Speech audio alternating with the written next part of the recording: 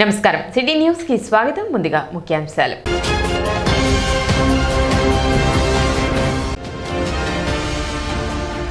పట్టణ బోస్ రోడ్ విస్తరణ పనులను పరిశీలించిన మంత్రి నాదెండ్ల మనోహర్ పట్టణ ఆధునీకరణకు సుందరీకరణకు ప్రణాళికాబద్ధంగా ముందుకు వెళుతున్నట్లు వెల్లడి.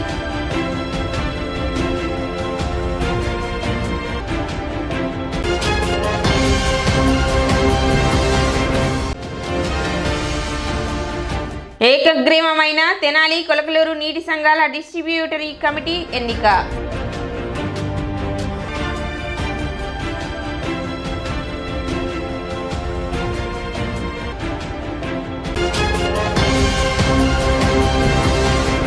బియ్యం స్మగ్లర్లపై పీడీ యాక్ట్ చట్టం తీసుకువస్తామని మంత్రి నాదెండ్ల మనోహర్ తెలిపారు.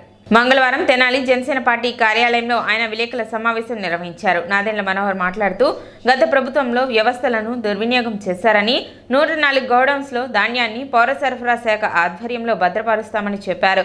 గోడౌన్స్లో సరుకు లెక్క తీసేందుకు వేరే హౌస్ మేనేజ్మెంట్ పేరుతో కొత్త సాఫ్ట్వేర్ తీసుకొచ్చినట్లు చెప్పారు. మచిలీపట్నంలో పేర్ని జయసుధకు చెందిన జేఎస్ గోడౌన్ వాళ్లు సరుకు షార్టేజ్ ఉన్నట్లు తెలిపారని, స్టాక్ రిజిస్టర్ను బట్టి 185 మెట్రిక్ టన్నుల షార్టేజ్ వచ్చిందని మంత్రి నాదెండ్ల మనోహర్ తెలిపారు. గౌడౌన్ యాజమాన్యంపై కేసు నమోదు చేశామన్నారు. రికవరీ కోసం కమిటీని వేసినట్లు చెప్పారు. ఈ నెల 13వ తేదీన ₹1 కోటి డీడీ తెచ్చి గౌడౌన్ యాజమాన్యం ఇచ్చిందని తెలిపారు. గౌడౌన్ బ్రేక్ చేశామని పంచనామా చేసి గౌడౌన్లో 4090 బస్తాలు ఎంఎల్ఎస్ పాయింట్లకు తరలించినట్లు తెలిపారు. రిపోర్టు ప్రకారం 2.23 కోట్ల స్టాక్ మిస్ అయినట్లు గమనించినట్లు చెప్పారు. గత ప్రజాప్రతినిధి ఈ విధంగా ప్రజల సొమ్మును దోచుకున్నారని మంత్రి నాదెండ్ల మనోహర్ ఆరోపించారు. త్వరలోనే చట్ట ప్రకారం ఆ ప్రతినిధిపై చర్యలు ఉంటాయని చెప్పారు. ఎవరు మనల్ని ప్రశ్నించరనే ధైర్యంతో విధ్వంసం చేశారన్నారు. ఎవరు ఊహించిన విధంగా గత పాలనలో అరాచకాలు జరిగాయని 1.7 కోట్ల డీడీలు ఇచ్చి కేసుల నుండి తప్పుకోవాలని చూస్తున్నారన్నారు. స్టాక్ రిజిస్టర్, లారీ వే బ్రిడ్జ్ సైతం ట్యాంపరింగ్ చేశారన్నారు. బియ్యం స్మగ్లర్లపై పీడీ యాక్ట్ చట్టాలను తీసుకొస్తామని చెప్పారు. పౌర సరఫరాల శాఖకి ధాన్యం కొనుగోలు చేసిన తర్వాత రాష్ట్రంలో దాదాపు 104 గోడౌన్స్కి ఏదైతే మేము కస్టమ్ మిల్డ్ రైస్ అంటారు, సిఎంఆర్ అంటారు, ధాన్యం రైతుల దగ్గర నుంచి కొనుగోలు చేసిన తర్వాత వివిధ రైస్ మిల్స్కి మేము రాష్ట్ర వ్యాప్తంగా దాదాపు 1300 రైస్ మిల్స్కి మేము అందించి బియ్యంగా మేము మార్చిన తర్వాత కస్టమ్ మిల్డ్ రైస్ని దాదాపు 104 గోడౌన్స్లో మేము వాటిని భద్రపరుస్తూ ఉంటాం. అందులో కొన్ని గోడౌన్స్ ఇన్వెస్టర్ గోడౌన్స్, కొన్ని గోడౌన్స్ బఫర్ గోడౌన్స్, వివిధ జిల్లాల్లో అనేక ప్రాంతాల్లో ఎక్కువ దూరం ప్రయాణం చేయకుండా ప్రజలకి ప్రతి నెల మేము పబ్లిక్ డిస్ట్రిబ్యూషన్ సిస్టమ్ ద్వారా ఏదైతే మేము రైస్ కానివ్వండి, కందిపప్పు కానివ్వండి, ఆయిల్ కానివ్వండి చేరుస్తామో ప్రజలకే కాకుండా ఐసిడిఎస్ ద్వారా అంగన్వాడీ కేంద్రాలకి, అదేవిధంగా హాస్టల్స్కి కూడా, సోషల్ వెల్ఫేర్ హాస్టల్స్కి ఈ సరుకు పంపించే బాధ్యత పౌర సరఫరా శాఖ నుంచి మేము నిర్వర్తిస్తూ ఉంటాం. అట్ ద సేమ్ టైం ఎక్కడ ఏ గోడౌన్లో మేమంతా వీటిని భద్రపరచాలని దానిపైన ఒక కొత్త సాఫ్ట్వేర్ తయారు చేసి వేర్ హౌస్ మేనేజ్మెంట్ సిస్టమ్ అని ఒక కొత్త సంస్కరణ తీసుకొచ్చారు. ఇది 26వ తారీఖు నవంబర్న. అదే రోజున ఆయన ఆన్లైన్ ట్రైనింగ్ ప్రోగ్రాం పెట్టి రాష్ట్ర వ్యాప్తంగా ఉన్న ఈ గోడౌన్ల యాజమానులు, వాళ్ళ మేనేజర్స్, వారితో పాటు పౌర సరఫరాల శాఖలో ఉన్న జిల్లా అధికారులందరినీ కూడా ఆ ట్రైనింగ్ ప్రోగ్రాంలో మేము ఏ విధంగా రేపు ఉదయం నుంచి మీరు గోడౌన్లో తనిఖీలు చేసి ఆన్లైన్ మీరు నమోదు చేయాలి వివరాలనే దానిపైన ఒక శిక్షణా తరగతి మేము 26వ తారీఖున ప్రారంభించాం. ఆ ప్రాంగణంలో ఉన్న ఒక వే బ్రిడ్జ్, లారీ వే బ్రిడ్జ్ ఏదైతే ఉందో అక్కడ వేయిమెంట్లో పొరపాటు వచ్చింది కాబట్టి మేము 3,000 సుమారు బ్యాగ్స్ మేము షార్టేజ్ మాకు కనపడుతుంది. దీన్ని మేము బాధ్యత తీసుకుని ప్రభుత్వం ఏ నిర్ణయిస్తే అది దాన్ని బట్టి మేము తిరిగి చెల్లిస్తామని చెప్పి 27వ తారీఖున జయసుధ గారు లెటర్ రాశారు.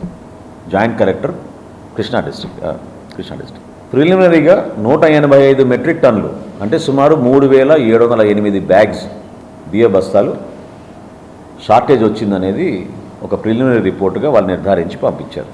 సివిల్ సప్లైస్ కార్పొరేషన్ ఎండీ గారు ఇమీడియట్గా 10వ తారీఖున ఇది మిస్అప్రాపరేషన్ జరిగింది కాబట్టి గైడ్లైన్స్ ప్రకారంగా డబుల్ ద పెనాల్టీ వేయాలి, ఇమీడియట్గా ఈ గోడౌన్ని బ్లాక్ లిస్ట్ చేద్దాం, అదేవిధంగా వీళ్ళపైన క్రిమినల్ చర్యలు తీసుకోమని పోలీసులకి ఎఫ్ఐఆర్ కూడా రిజిస్టర్ చేసేటట్టు కంప్లైంట్ ఫైల్ చేయమని ఆయన ఆ రోజు ఆదేశాలు జారీ చేయడం జరిగింది. ఇది డిసెంబర్ 10వ తారీఖున. క్షేత్రస్థాయిలో మేము పోయి పరిశీలించినప్పుడు అది పీడిఎస్ రైస్ కానివ్వండి, లేకపోతే గొడౌన్లో షార్టేజ్ ఉన్నది కానివ్వండి, 1 మెట్రిక్ టన్ కన్నా ఎక్కువ ఉంటే ఖచ్చితంగా మాకున్న చట్టం ప్రకారంగా అమౌంట్ని డబుల్ చేసి మేము వాళ్ళ దగ్గర నుంచి ప్రొసీడింగ్స్ ఇష్యూ అయ్యే విధంగా చేస్తాం. పౌర సరఫరాల శాఖ నుంచి డిస్ట్రిక్ట్ సివిల్ సప్లైస్ మేనేజర్ మరియు లీగల్ మెట్రాలజీ విభాగం నుంచి అసిస్టెంట్ కంట్రోలర్, ఈ ముగ్గురితో ఒక కమిటీ వేసి ఇంకా డీటెయిల్డ్ ఎంక్వైరీ చేసి మీరు రిపోర్ట్ సబ్మిట్ చేయమని 12వ తారీఖున పౌర సరఫరాల శాఖ నుంచి మేము ఇచ్చిన ఆదేశాల మేరకు జిల్లా కలెక్టర్ గారు, జాయింట్ కలెక్టర్ గారు కొత్త టీంని వేసి పంపించారు. 13వ తారీఖున నోటీస్ జారీ చేశారు ఈ యాజమాన్యానికి. 16వ తారీఖున మీ గొడౌన్ ఇన్స్పెక్ట్ చేయబోతున్నాం, గొడౌన్ తనిఖీ చేసి మేము నిర్ధారించుకోవాలని చెప్పి 13వ తారీఖున వీళ్ళు నోటీస్ ఇచ్చారు. ఆశ్చర్యం ఏంటంటే అదే రోజున 13వ తారీఖున హడావుడిగా వారి లాయర్ ద్వారా, ఎందుకంటే 1,76,00,000 రూపాయల 70,56,000 రూపాయల అమౌంట్ పెనాల్టీగా నిర్ధారించాం కాబట్టి అదే రోజున వీళ్ళు ₹1,00,00,000 డీడీలు తీసుకొచ్చి 13వ తారీఖున కృష్ణా జిల్లా జాయింట్ కలెక్టర్ గారికి వారి అడ్వకేట్ ద్వారా వాళ్ళు అందించారు. అధికారులు పర్మిషన్ తీసుకుని తాళాలు పగలగొట్టి పంచనామాకి లోపలికి వెళ్ళి సిద్ధమైనప్పుడు ఈ యాజమాన్యం తరఫున అడ్వకేట్లు వచ్చారు, ఇంకెవరు రాలేదు, అడ్వకేట్లే వచ్చారు. పూర్తి స్థాయిలో విచారణ జరపడానికి కోసం వీళ్ళు రికార్డ్స్ అన్నీ కూడా సీజ్ చేసి బుక్స్ అన్నీ తీసుకున్న తర్వాత ఈ రోజుకి అక్కడ ఉన్న స్టాక్ అంతా కూడా దాదాపు 4,093 బస్తాలు అక్కడి నుంచి మేము mandal level stacking points, MLS points అంటారు, ఈ మండల్ లెవెల్ స్టాకింగ్ పాయింట్స్కి షిఫ్ట్ చేయడం జరిగింది. ఎందుకంటే వీటిని భద్రపరచాలి, వీటిని రేపటి రోజున మళ్ళీ ఈ ప్రజా పంపిణీ వ్యవస్థలో మేము ఈ బియ్యాన్ని ప్రజలకు అందించాల్సిన బాధ్యత మా పైన ఉంటుంది కాబట్టి 4,093 బస్తాల్ని MLS పాయింట్కి మేము వాటిని ట్రాన్స్పోర్ట్ చేసాం. ఇది మొత్తం పంచనామా చేసిన తర్వాత వీడియో రికార్డింగ్తో సహా ఈ కార్యక్రమాన్ని చేసాం. ఈరోజు మనకు వచ్చిన రిపోర్ట్ ప్రకారంగా 243 మెట్రిక్ టన్స్ అంటే 4,840 బస్తాలు షార్టేజ్గా నిర్ధారించారు. మనకున్న నిబంధనల ప్రకారం అంచనా వేస్తే 2,23,56,000 రూపాయలు. గత ప్రభుత్వంలో ఒక బాధ్యత కలిగిన వ్యక్తి ప్రజల సొమ్ము, ప్రభుత్వానికి సంబంధించిన ఆస్తుల్ని ఈ విధంగా దారి మళ్లిచ్చేస్తే ప్రజలు మీకు అప్పచెప్పిన బాధ్యతని ఎంత దారుణంగా వీళ్ళు నిర్వర్తించారో గతంలో ప్రజలకు అర్థమవ్వాలి. చట్టాన్ని ఎవరు కూడా తప్పించుకుని వెళ్ళలేరు, అది ఎంతటి వారైనా ఎవరైనా సరే. రూల్ ఆఫ్ లా ఇంప్లిమెంట్ అవ్వాల్సిందే. పదే పదే మా ఉప ముఖ్యమంత్రి గారు పవన్ కళ్యాణ్ గారు, అదేవిధంగా రాష్ట్ర ముఖ్యమంత్రి చంద్రబాబు నాయుడు గారు ఒకే ఒక మాట చెప్పారు, అనవసరంగా ఎవరిపైన కూడా మేము కక్ష సాధింపులు చెయ్యం, కానీ పొరపాటు చేసిన వాళ్ళని మాత్రం ఖచ్చితంగా మేము వదలం. మహిళా సంరక్షణ కోసం జిల్లా పోలీస్ శాఖ తీసుకొచ్చిన మహిళా మీకోసం కార్యక్రమాన్ని ప్రతి ఒక్కరూ సద్వినియోగం చేసుకోవాలని ట్రాఫిక్ ఎస్ఐ రాజ్యలక్ష్మి సూచించారు. మంగళవారం పట్టణ గాంధీ చౌక్లో ట్రాఫిక్ ఎస్ఐ రాజ్యలక్ష్మి ఆధ్వర్యంలో మహిళా మీకోసం కార్యక్రమంపై అవగాహన కల్పించారు. రాత్రి సమయాలలో ఒంటరిగా ప్రయాణించే మహిళలు, ఆపదలో ఉన్న మహిళలు మహిళా మీకోసం కార్యక్రమంలో భాగంగా ఏర్పాటు చేస్తున్న టోల్ ఫ్రీ నెంబర్కు ఫోన్ చేస్తున్నట్లయితే పోలీస్ సహాయం అందించబడుతుందని ఎస్ఐ రాజ్యలక్ష్మి తెలిపారు. 112-9746414641 ఈ టోల్ ఫ్రీ నెంబర్లను ప్రతి ఒక్క మహిళ కలిగి ఉండాలన్నారు. ఈ అవకాశాన్ని సద్వినియోగం చేసుకోవాలని ఆమె విజ్ఞప్తి చేశారు. గుంటూరు జిల్లా superintendent of police Shri Satish Kumar IPS గారి ఆధ్వర్యంలో, అదేవిధంగా Tenali sub divisional police officer Janardhan Rao sir ఆధ్వర్యంలో ఈ మహిళా మీకోసం అనేటువంటి ఒక అవేర్నెస్ ప్రోగ్రాం పెట్టడం జరిగిందండి.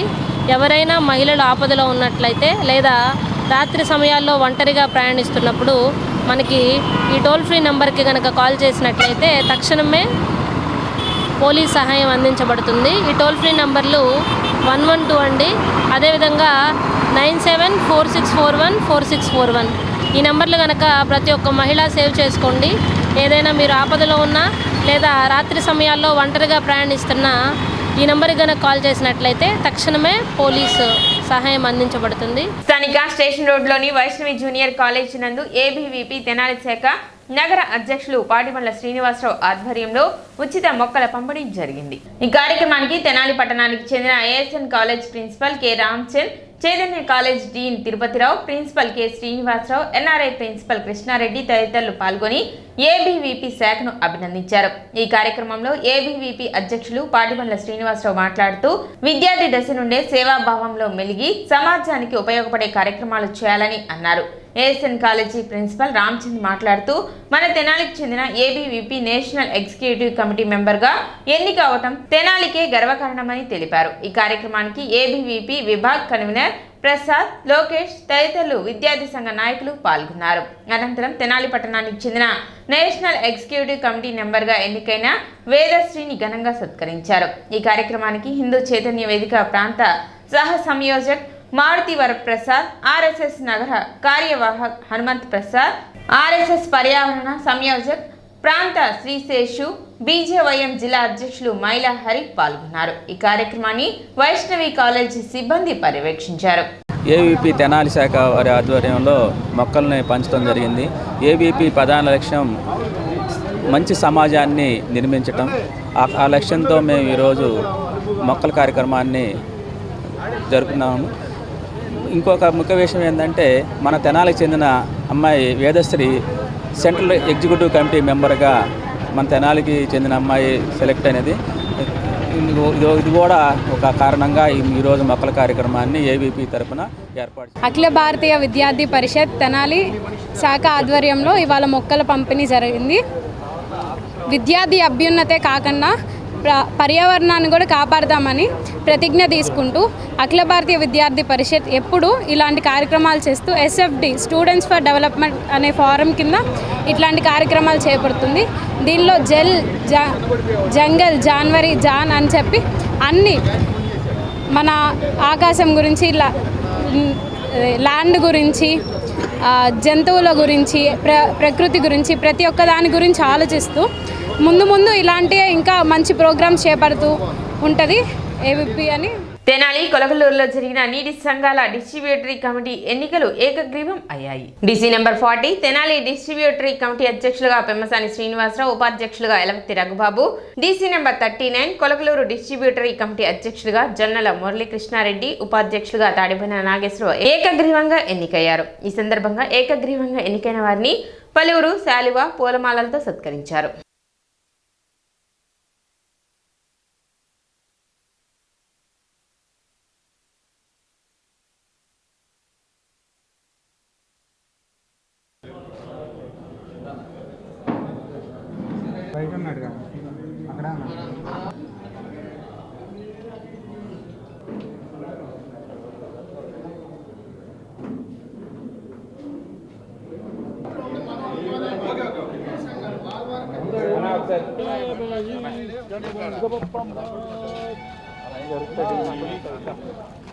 కొద్దిగా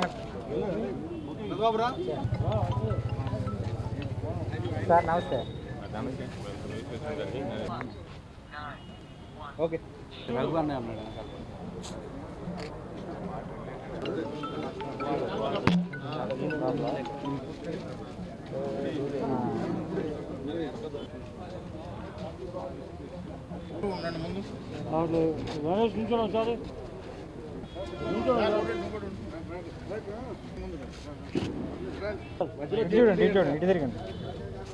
కృష్ణా వెస్టర్న్ డివిజన్ పరిధిలో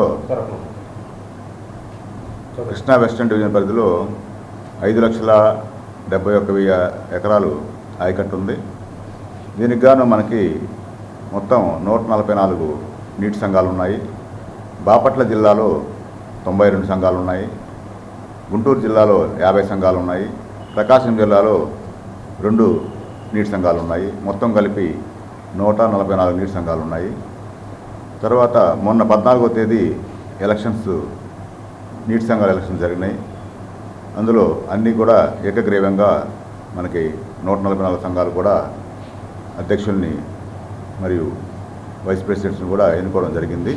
ఈరోజు మనకి ఈ 144 సంఘాల్లో ఉన్న 20 డీసీ ప్రెసిడెంట్ వైస్ ప్రెసిడెంట్ ఎన్నికలు ఈరోజు అనగా 17వ తేదీ డిసెంబర్లో జరుగుతున్నాయి. ఇప్పుడు ప్రోగ్రెస్లో ఉన్నాయి.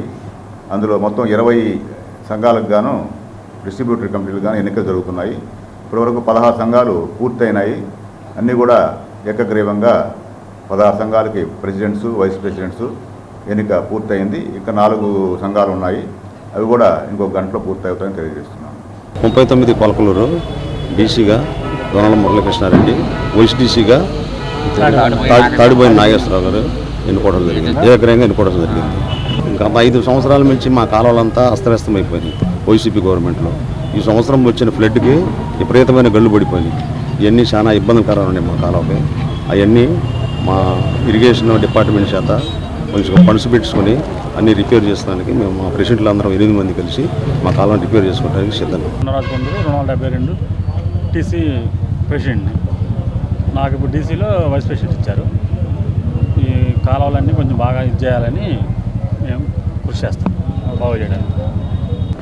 డీసీగా ఎన్నుకున్నందుకు నాకు అవకాశం ఇచ్చిన ఆలపాటి రాజేంద్ర ప్రసాద్ గారికి, అట్లానే నక్కానంద బాబు గారికి, వంశాన్ చంద్రశేఖర్ గారికి, నాకు సహకరించిన డైరెక్టర్లు మా ప్రెసిడెంట్లు అందరికీ ధన్యవాదాలు తెలుపుతూ ఉన్నాను. మనకి కృష్ణా పశ్చిమ డెల్టాలో తెనాలి ప్రాంతంలో ఉన్న 2 డీసీలకి ఏకగ్రీవంగా అధ్యక్షులను ఎన్నుకోవడం జరిగింది. ఇంతకుముందు ప్రభుత్వంలో ఈ నీటిపారుదలను మొత్తాన్ని నిర్వీర్యం చేసి, ఈ నీటి సంఘాలను మొత్తాన్ని నిర్వీర్యం చేసి, కాలువలో ఏ మాత్రం పనులు చేయకుండా 5 సంవత్సరాలు కాలువలన్నీ పూడికలతో నిండిపోయేటట్టు చేసి 5 సంవత్సరాలు రైతులను అల్లాడిచ్చారు. మళ్ళీ చంద్రబాబు గారు గవర్నమెంట్ వచ్చిన తర్వాత ఈ నీటి పారుదల వ్యవస్థ మొత్తాన్ని ప్రక్షాళన చేయడం మొదలుపెట్టారు. మళ్ళీ రైతులకి ఈ నీటి సంఘాల ద్వారాను డీసీలు పీసీ ప్రాజెక్టు కమిటీ ద్వారా మళ్ళీ ఈ ఎన్నికలు పెట్టి రైతుల ప్రాతినిధ్యం ఈ కాలువలన్నింటిలో పెరిగేటట్లు చేసి రైతులు కాలువల పనులు పూర్తి చేసుకునే అవకాశం మళ్ళీ కలిగింది ఈ ప్రభుత్వం మూలంగా. సంవత్సరం నుండి ఈ కాలువలన్నీ రైతులే దగ్గరుండి కాలువలు బాగు చేయించుకోవటం, ఈ ప్రాజెక్ట్ కమిటీ దగ్గర మొదలుకొని కిందకి వచ్చేటప్పుడు డీసీ, ఆ తర్వాత ఏమైనా లోకల్ నీటి సంఘాలు ఎక్కడికక్కడ ఉంటాయి. కాబట్టి ఏ కాలువ పని చేసుకోవాలి ఏంటి అనేది ఎవరికి అవగాహన ఉంటుంది. రైతుల నుండే వచ్చారు కాబట్టి అందరికీ అవగాహన ఉంటుంది. ముఖ్యమంత్రి సహాయ నిధి కింద సుమారు 7,83,000 రూపాయల చెక్కులను మంత్రి మనోహర్ లబ్ధిదారులకు అందజేశారు. మంగళవారం తెనాలి జనసేన పార్టీ కార్యాలయంలో 7 మంది లబ్ధిదారులకు ఈ చెక్కులను అందజేశారు. అనారోగ్యంతో బాధపడుతున్న వారికి వైద్య ఖర్చు నిమిత్తం సీఎం సహాయ నిధి కింద నగదు అందజేసి ఆర్థిక వెసులుబాటు కల్పిస్తున్నట్లు మంత్రి నాదెండ్ల మనోహర్ తెలిపారు. ప్రభుత్వ వైద్యశాలలో కూడా మెరుగైన వైద్య సేవలు అందించే విధంగా చర్యలు తీసుకుంటున్నట్లు చెప్పారు. తెనాలిలో మంచి వైద్యశాలను ఏర్పాటు చేసి తెనాలి ప్రాంత ప్రజలకు మెరుగైన వైద్య సేవలు అందించనున్నట్లు తెలిపారు.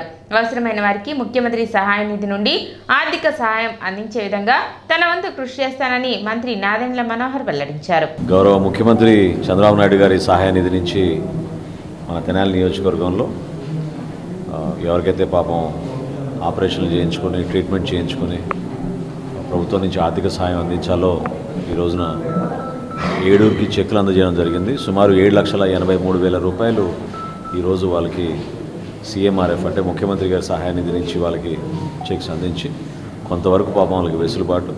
అట్ ద సేమ్ టైం వాళ్ళందరికీ కూడా నేను కోరింది ఏంటంటే భవిష్యత్తులో ఎటువంటి చికిత్స అవసరం ఉన్నా లేదా ప్రభుత్వ ఆసుపత్రిలో మనం చేయగలిగే మెరుగైన వైద్యం కోసం తప్పకుండా అధికార యంత్రాంగం ఎప్పుడు కూడా సిద్ధంగా ఉంటుంది. అక్కడెక్కడ పొరపాటు లేకుండా ప్రభుత్వ ఆసుపత్రుల్లో కూడా మనం చాలా మార్పులు తీసుకురాబోతున్నాం. రాబోయే రోజుల్లో చాలామంది దాతలు ముందుకు వచ్చారు పెట్టుబడులు చేయడానికి. తప్పకుండా ఒక మంచి వైద్యశాల మనకి ఇక్కడ ఏర్పాటు చేసుకుని భవిష్యత్తులో వేరే ప్రాంతానికి వెళ్లకుండా ఇక్కడే మన ఇటువంటి సదుపాయాలను కూడా కల్పించే విధంగా చేస్తాను. అట్ ద సేమ్ టైం ఒక బాధ్యతతోటి తెనాలి శాసనసభ్యుడిగా ప్రజలకి ఎవరికి ఎటువంటి ఇబ్బంది ఉన్నా కూడా మీరు ముఖ్యమంత్రి గారి సహాయ నిధి నుంచి నిధులు వచ్చే విధంగా వాళ్ళకి ఆర్థిక సాయం అందించే విధంగా తప్పకుండా నా వంతు నేను కృషి చేస్తాను. ఈ సందర్భంగా మీ అందరికీ తెలుపుకోండి. పట్టణ ఆధునీకరణ సుందరీకరణకు ప్రణాళికాబద్ధంగా ముందుకు వెళుతున్నట్లు మంత్రి నాదెండ్ల మనోహర్ తెలిపారు. మంగళవారం పట్టణ బోస్ రోడ్లో జరుగుతున్న రోడ్డు విస్తరణ పనులను మంత్రి నాదెండ్ల మనోహర్ పరిశీలించారు. స్వరాజ్ సెంటర్ వద్ద నుండి పెమ్మసాని థియేటర్ వరకు నడుచుకుంటూ పనులను పరిశీలించారు. పనులలో నాణ్యత ప్రమాణాలు పాటించాలని అధికారులకు కాంట్రాక్టర్లకు సూచించారు. రోడ్డుపై వర్షపు నీరు నిల్వకుండా డ్రైన్లకు తూములు ఏర్పాటు చేయాలని ఆదేశించారు. నిబంధనలకు అనుగుణంగా రోడ్డు విస్తరణ పనులు జరగకపోవడంపై మంత్రి నాదెండ్ల మనోహర్ మున్సిపల్ అధికారులపై మండిపడ్డారు. ఇష్టానుసారంగా పనులు చేస్తే సహించేది లేదని ఆగ్రహం వ్యక్తం చేశారు. అదేవిధంగా రోడ్లపై చెత్తా చెదారాలు ఉండటాన్ని గమనించిన మంత్రి మనోహర్ ఇంతవరకు ఎందుకు తొలగించలేదంటూ మున్సిపల్ శానిటేషన్ అధికారులను నిలదీశారు. పట్టణ బోస్ రోడ్లో వర్షపు నీరు నిల్వ ఉండకుండా శాశ్వత పరిష్కారంలో భాగంగా రోడ్డు విస్తరణ జరుపుతున్నామని, ఇందులో భాగంగా డ్రైవ్ టు డ్రైవ్ రోడ్డును నిర్మించి వర్షపు నీరు డ్రైన్లోకి వెళ్లే విధంగా తూములను ఏర్పాటు చేస్తున్నట్లు మంత్రి నాదెండ్ల మనోహర్ తెలిపారు. పట్టణంలో జరుగుతున్న అభివృద్ధి కార్యక్రమాలకు ప్రజలు కూడా తమ వంతు సహకారం అందించాలని ఆయన విజ్ఞప్తి చేశారు. అందరి సహకారంతో భవిష్యత్తులో పట్టణ ఆధునీకరణ సుందరీకరణకు ప్రణాళికాబద్ధంగా ముందుకు వెళుతున్నట్లు మంత్రి నాదెండ్ల మనోహర్ వెల్లడించారు. కార్యక్రమంలో పురపాలక సంఘ సిబ్బంది, అధికారులు, కూటమి నాయకులు పాల్గొన్నారు.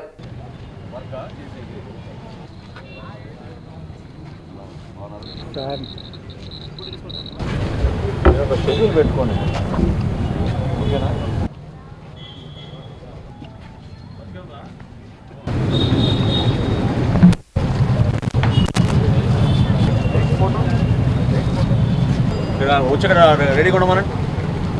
ఏమండి బాగున్నారా? సారీ కొంచెం లేట్.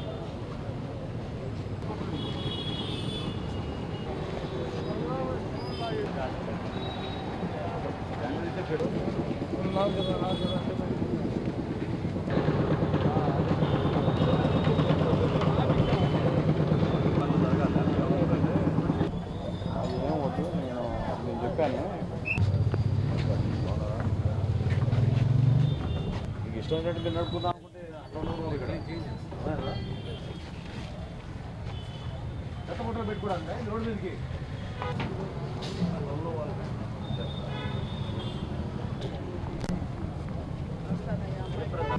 ఎక్కడున్నారు?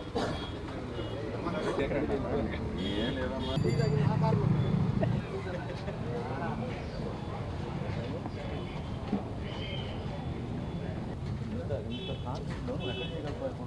మాతో నేను రూపాయి ఇవ్వండి. వీళ్ళు వీళ్ళమైన నమ్మకం లేదు నాకు. పక్కగా దాంట్లో స్లోప్ పెట్టించాలి, స్నాక్ పెట్టించండి.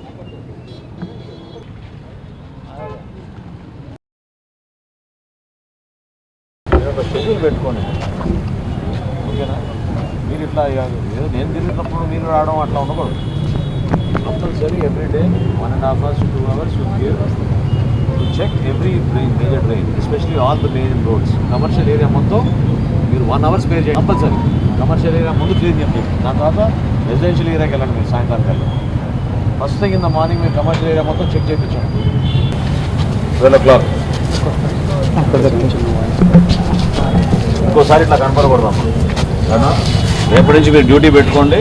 నాకు ఎట్టి పరిస్థితుల్లో మీరు మార్నింగ్ 1 hour కమర్షియల్ ఏరియాస్ అన్నీ ఫినిష్ చేయండి. మీరు మండే టు ఫ్రైడే కంపల్సరీ చేయండి. మీరు ఎవరికి శానిటరీ ఇన్స్పెక్టర్? వార్డు సెక్రటరీ మీరా?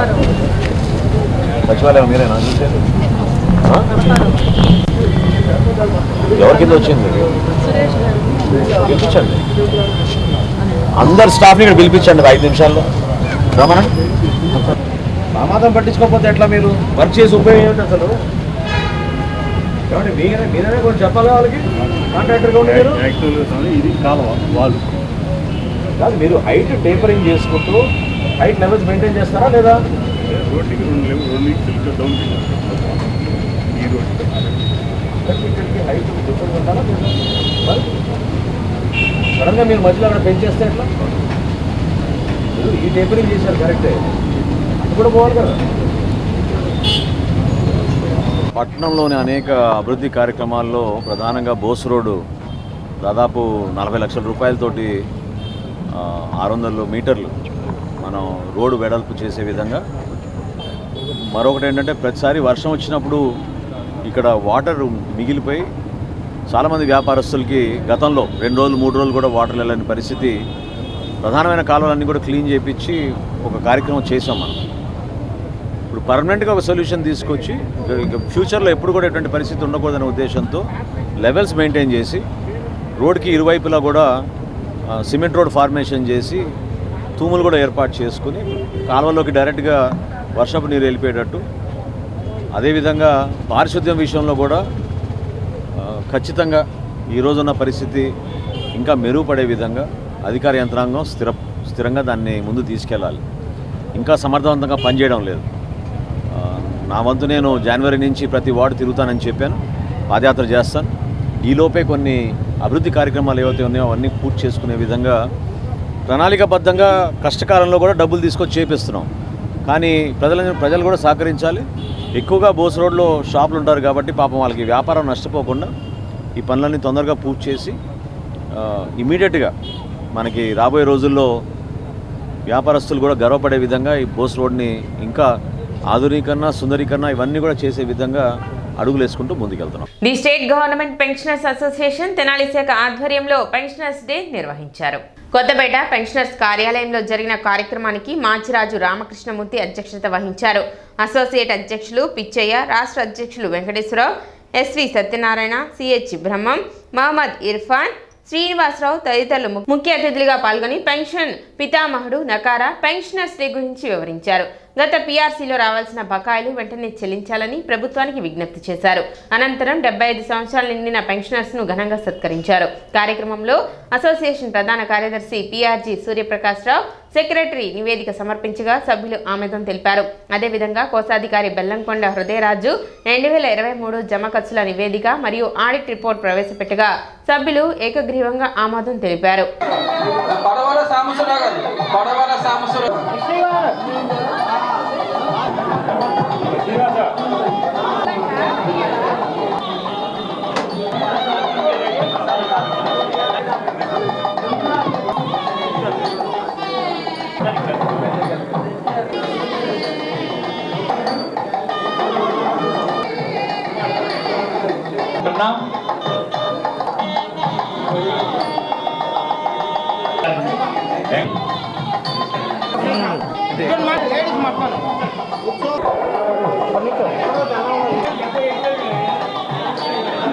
మేము పెన్షను అనేది ఒక హక్కుగా పొందినటువంటి రోజు 1982లో సుప్రీంకోర్టులో నకరా గారు వేసిన తీర్పు మీద ఆనాటి సీనియర్ చంద్రచూడు గారు ఇచ్చినటువంటి తీర్పు పెన్షన్ హక్కు. పెన్షన్ ఎవరు దయాదాక్షిణ్యంగా చూడటానికి వీల్లేదు, అది భిక్ష కాదు. పెన్షనర్స్ ఉన్నంత వరకు కూడా దాన్ని తప్పనిసరిగా తీసుకునేటువంటి హక్కు ఏర్పడుతుంది అని చేయటం జరిగింది. అందువల్ల ఈనాడు కన్యాకుమారి నుంచి హిమాలయాల వరకు కూడా జాతీయ పెన్షనర్స్ దినోత్సవంగా మేము చేసుకుంటూ ఎంతో ఆనందపడుతున్నాం. ఈ పెన్షనర్స్ దినోత్సవ సందర్భంగా దాదాపుగా 75 మందికి మేము సన్మానాలు కూడా చేయటం జరిగింది. అంటే టీచర్ అతను ప్రిన్సిపల్స్ కట్టబడి ఒక పిల్లలను తయారు చేయాలనే ఉద్దేశం కానీ తన ఫ్యామిలీని కానీ తనకు ఎట్లా సంపాదించాలనే ఉద్దేశం లేకుండా ఆ టీచర్స్ ఆ రోజు కష్టపడి చదువు చెప్పట్టి ఇక్కడ మనందరం కూడా చదువుకొని వాళ్ళ దగ్గరే ఇవాళ అందరం కలిసి ఇలా ఉద్యోగాలు చేసి రిటైర్ పెన్షన్ ఉన్నామంటే అది గురువుల బాధ్యతే, గురువుల సహకారమే. కాబట్టి గురువుని ఎప్పుడు మర్చిపోకుండా ఎందుకు చెప్తానండి ఈ సందర్భంగా ఇక్కడ జాతీయ అవార్డు గ్రహీత మన మాస్టర్ గారు ఉన్నాడు కాబట్టి ఆయన ఎంత కష్టపడి ఏ లెవెల్లో వెళ్తే జాతీయ లెవెల్లో సెలెక్ట్ అయ్యాడంటే దాని ఎంత కష్టమో. 3,65,000 మంది ఉన్న పెన్షనర్లో 2.5 లక్షల మంది ఉన్న పెన్షనర్ అసోసియేషన్ గవర్నమెంట్కి సీఎం గారు రిప్రజెంటేషన్ పెట్టిందండి అని ఆ లెటర్ చూపించడం, దాన్ని బట్టి ఆయన ఇంటిని మార్పు ఇవ్వడం జరిగిందని మాకు ఆ మిత్రులు చెప్పారు.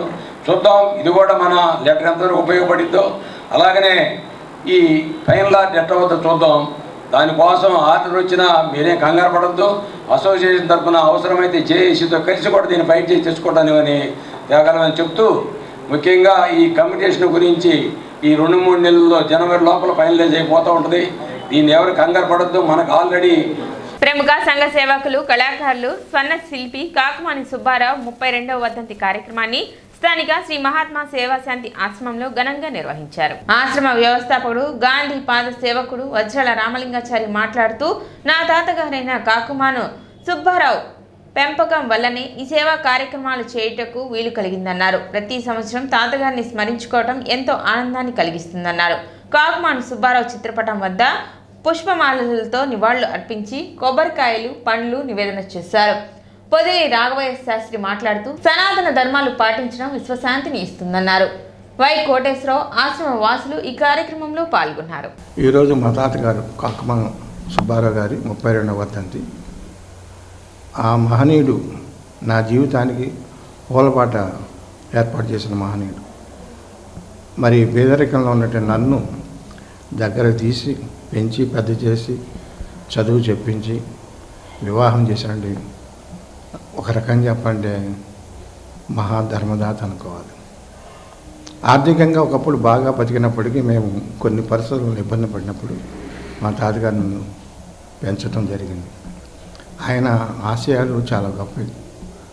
మరి ప్రముఖ గాంధీవాది వాళ్ళ అన్నగారు కాకుమాన్ దుర్గాప్రసాద్ గారు తిరుచినాపల్లి జైల్లో దుర్గాప్రసాద్ గారు జైలు శిక్ష అనిపిస్తున్నప్పుడు మా తాతగారు కాకుమాన్ సుబ్బారావు గారు వాళ్ళ అమ్మ వాళ్ళ నాన్న కుటుంబ సభ్యులందరూ వెళ్ళి తిరుచినాపల్లి వెళ్ళి ఆయన బతిలాడి దుర్గాప్రసాద్ నాయన నూరా ఇంటికి రమ్మని సూపరింటెండెంట్ దగ్గర సారీ చెబుతూ పంపుతా ఉన్నారంట. సరే అక్కడ దాకా వీళ్ళు ఏడ్చితే సరే అక్కడ దాకా వచ్చి జైలు సూపరింటెండెంట్ దగ్గరికి వచ్చి గాంధీకి జై అన్నాడంట. అనగా ఆయన లాఠీ దెబ్బ కొట్టి మళ్ళీ లోపల పడేశాడు. అంత కఠోర దీక్షగా దేశభక్తిగా స్వాతంత్రం కోసం మరి త్యాగం చేసిన కుటుంబం వారిది. సిటీ న్యూస్ ముంచే ముందు ముఖ్యాంశాలు మరోసారి.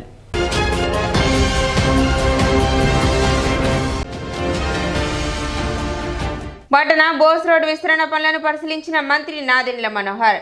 పట్టణ ఆధునీకరణకు, సుందరీకరణకు ప్రణాళికాబద్ధంగా ముందుకు వెళుతున్నట్లు వెల్లడి.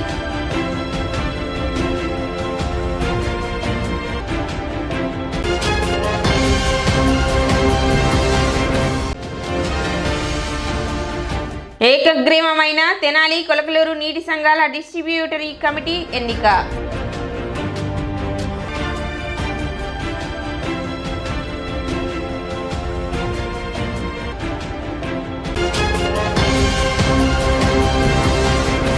సిటీ న్యూస్ ఇంతటితో సమాప్తం. నమస్కారం.